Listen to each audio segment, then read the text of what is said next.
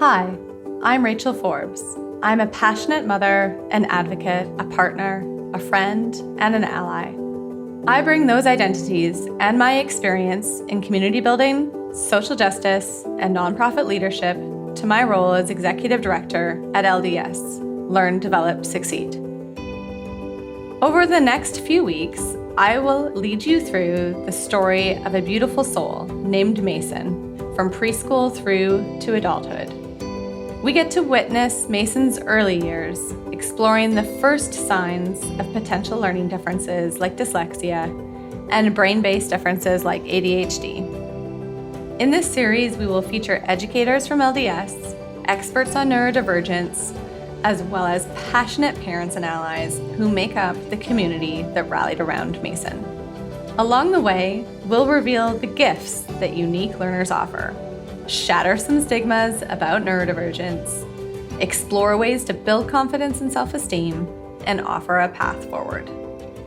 A path paved by educational and social emotional supports that embrace each unique learner for just who they are and for who they can choose to be. This is Embrace. As Mason gets older, his struggles with reading and resistance to it continue. He demonstrates more avoidant behavior, procrastinating, distracting himself, and ignoring tasks altogether.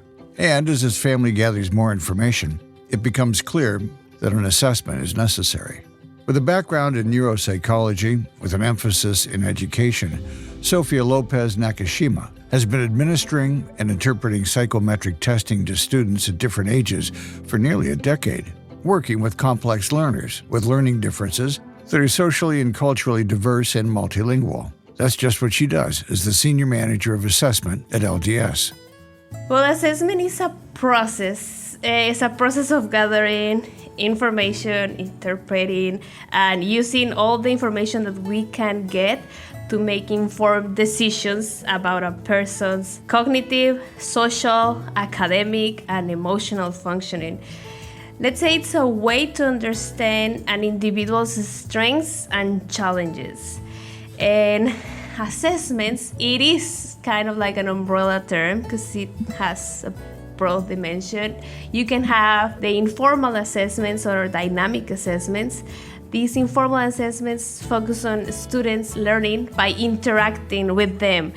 It's more of a, yes, we have something that we're gonna assess, but we use the observation and we do have flexibility. When, the student might not be doing well by sitting just still in a chair, so maybe we can try on the floor. So you have the flexibility in informal assessments to change the setting and change the time, versus a standardized assessment is super structured and it provides a snapshot of students' ability. But these ones, it allows you to compare with norms and standards, so you can compare your child's specific ability to compare to its peers. Great. And then if my child, or if a child that we're speaking about does have learning differences or learning disabilities, then how does that compare with peers? Are there any, dangers in comparing them with their peers? Does that work in standardized assessment? What does it tell us? If you have a child who struggles with learning and you do an assessment, if you do a standardized assessment, it will come up lower versus compared to its peers. So that's what we call in the curve of how the learners learn. It will tell you it is lower compared to its peers, because this standardized assessment measure based on the academic skills or cognitive skills that are, it's like, this is equal for everybody. This is the IQ for everyone's.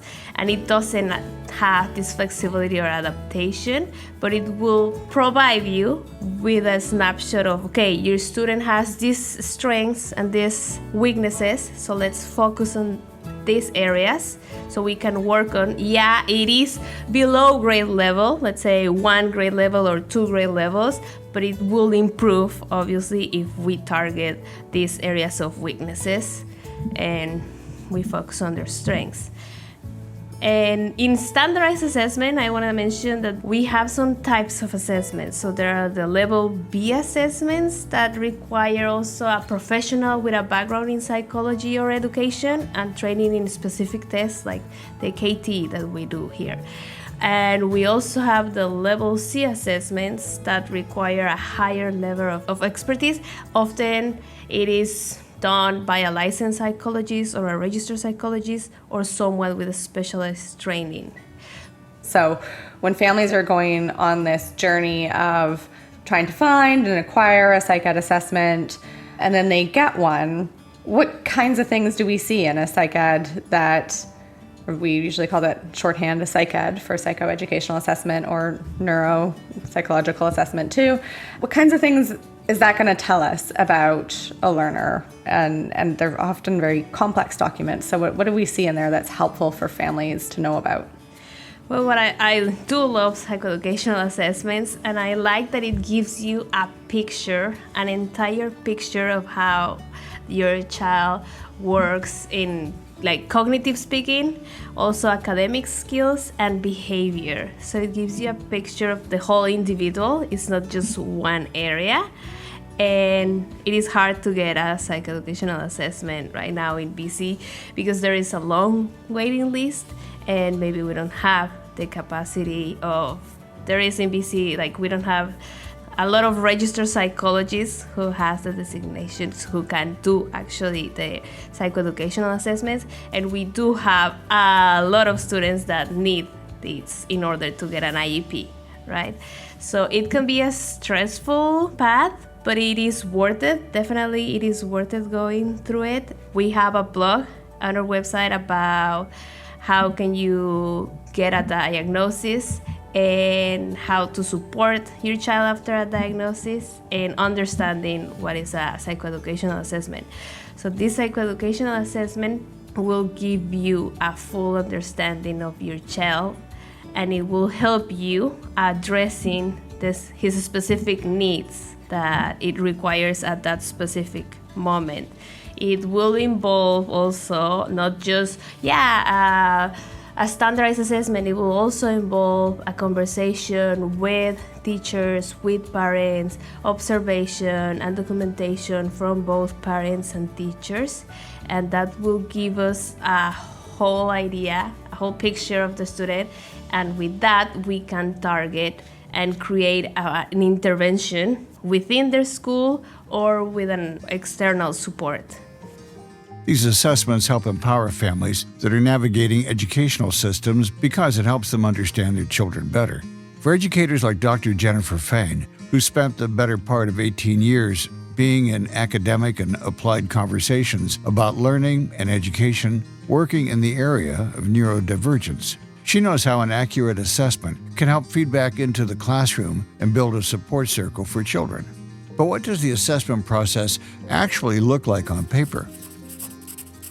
Yeah, so having a diagnosis, either through a recent psychoeducational assessment or a diagnosis of a medical or physical health condition, it is used to trigger a process in which a child can receive a ministry designation or a designation from the Ministry of Education in BC.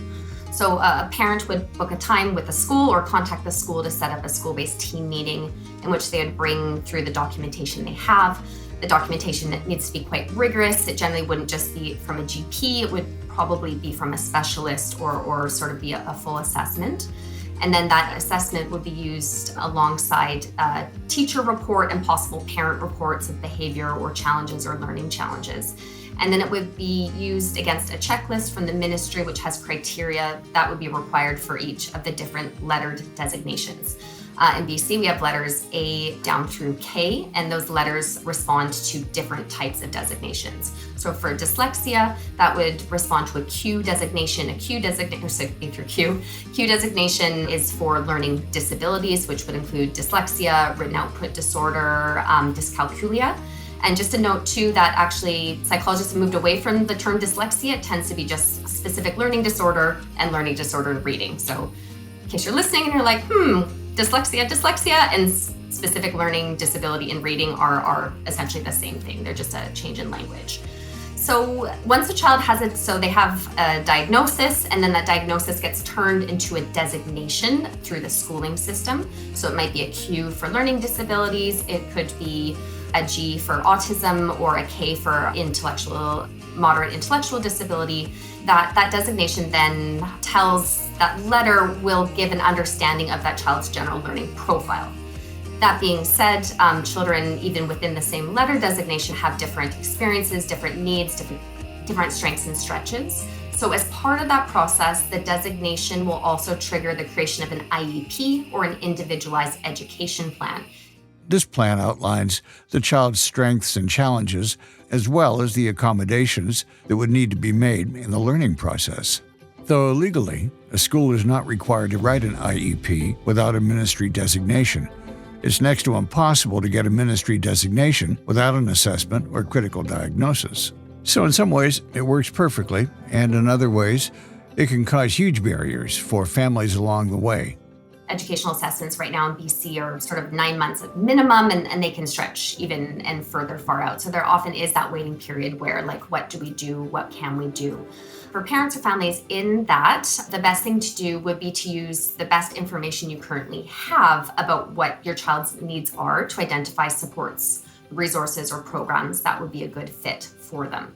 So your child's classroom teacher in their most recent report card is going to be really good evidence. You can also ask your school to do a level B assessment for you as well. The resource teachers there are able to do that, or there's also other providers that can do those types of assessments with a much shorter wait time. The best thing about other informal types of assessments are that they can be carried out in more natural settings, like the classroom, or depending on the need and learner, like Mason, the playground. The informal assessments are more flexible and can include observations, checklists, even a teacher-made test, and portfolios of students' work.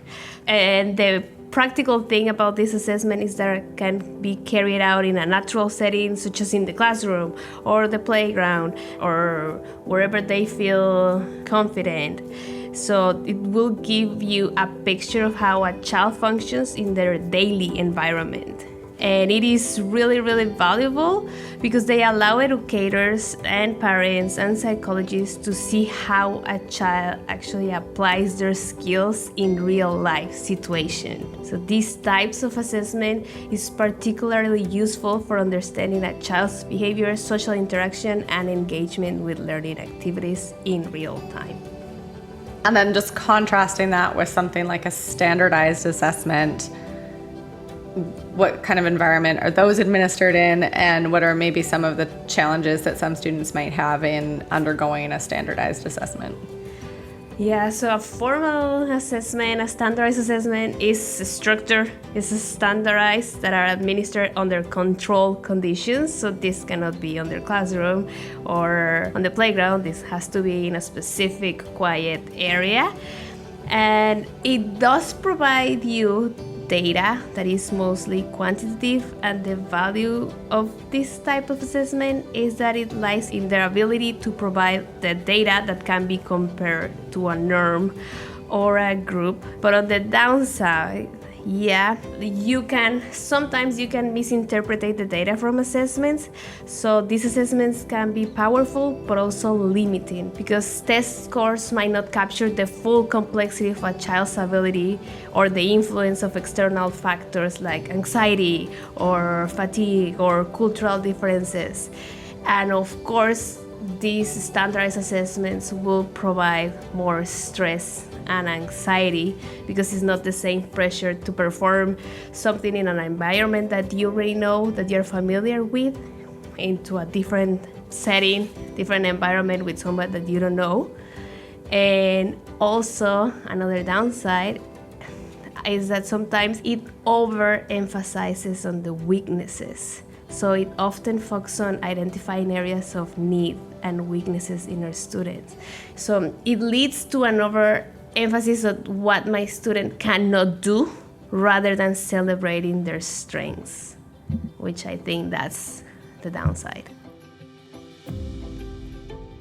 Informal or diagnostic assessments that can be run quickly or by teachers and without great cost or wait times can give a good understanding of whether there are gaps around reading, writing, or math skills. Those are the big areas that are typically identified for young children. We also hope that assessment with interpretation support can help parents get excited about how to support learners for their specific areas of need with programming. If a child is struggling and an assessment comes back and there's no underlying issue, but they're still struggling, there would still need to be something put in place for that child. Or obviously, it's just something is not quite right, or the way that they need their learning is not being delivered. Just something's not quite clicking for that child, for whatever that is.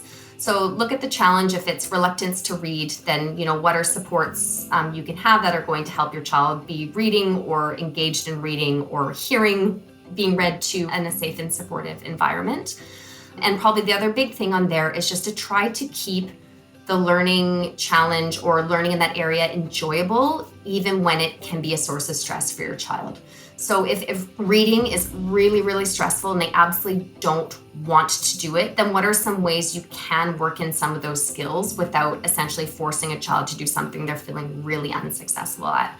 So that's sometimes when finding a program that has a fun theme to it, or a practitioner that knows how to do game-based learning, or a program that really focuses on child's individual interests, are really going to help them to be cautiously willing to try learning something new, and then building that relationship with that person who's delivering the program or the intervention is going to be really key. At LDS, families approach the team looking at a psych ed report that they've received. And obviously, there's so much information that is overwhelming. Clinical terminology and terms, a diagnosis that is not necessarily clear, and families have come to LDS and said, "We have a specific learning disability in reading. What should we do?"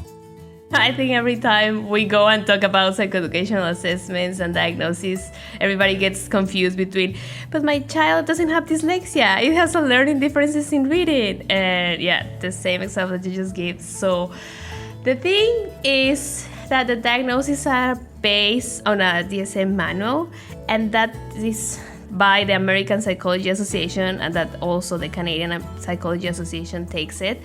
And the language has changed. And this language makes parents anxious and stressed about how to support their kids. I think everybody freaks out when they think about, oh my God, my child is going to be assessed, and they even want to read a day before, no? Let's practice reading before you go and actually do some reading with whoever is going to do the assess with you. So I will give some recommendation, and the first one is don't stress out, because you will stress out your child also in order to go and have these psychoeducational assessments. So one thing you parents can do is observe and document. Documenting observation can provide valuable insights, and that will inform the assessment process and help you identify areas of need. So if you know that your child already struggles with reading, you can document and observe, like whenever we go to the public library, he just don't grab any book, he just goes straight to the videos or something like that. So you can observe and document that as a parent and provide whoever is going to assess your child with that information.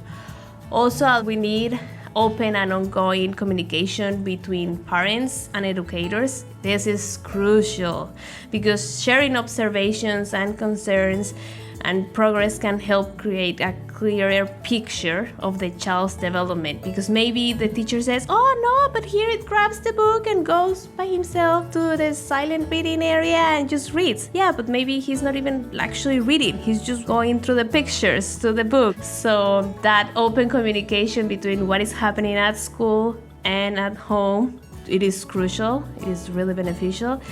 And always monitor developmental milestones. So I know as a parent and educators should be aware of typical developmental milestones and monitor the child's progress in reaching them. We go back to no one is the same and no one develops at the same pace, but just know some important milestone. Okay, maybe my baby wasn't able to crawl, and maybe my child, when he was 3, he was just saying 2 words instead of actually saying a full sentence, when at that age that's the milestone. Having those milestones in mind will also help, and also build strong relationship with your child.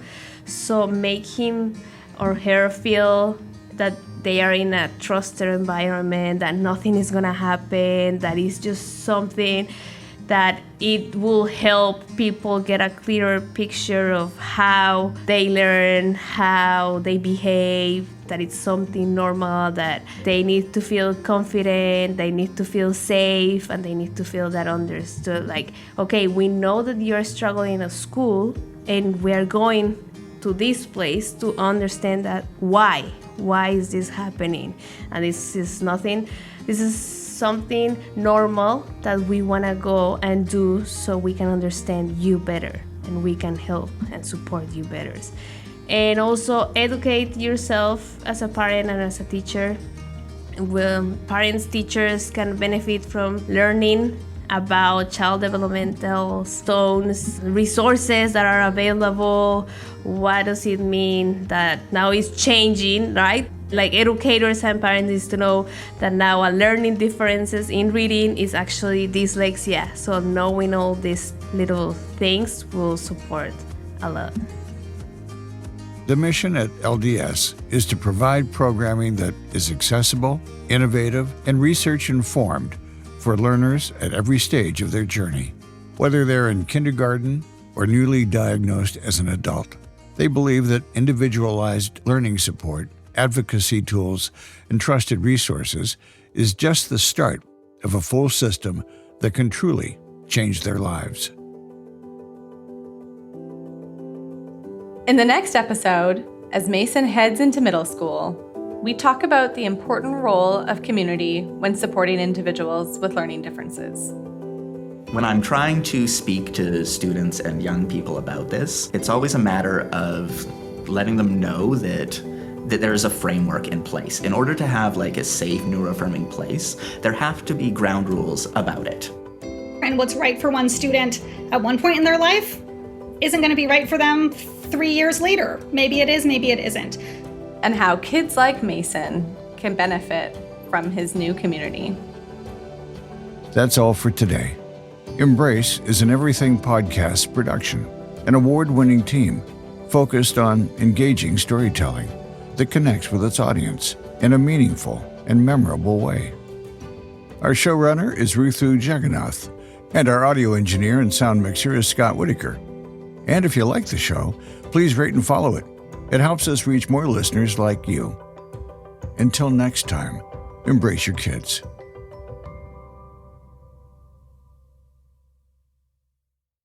Another Everything Podcast production. Visit everythingpodcast.com. Subscribe wherever you get your podcast.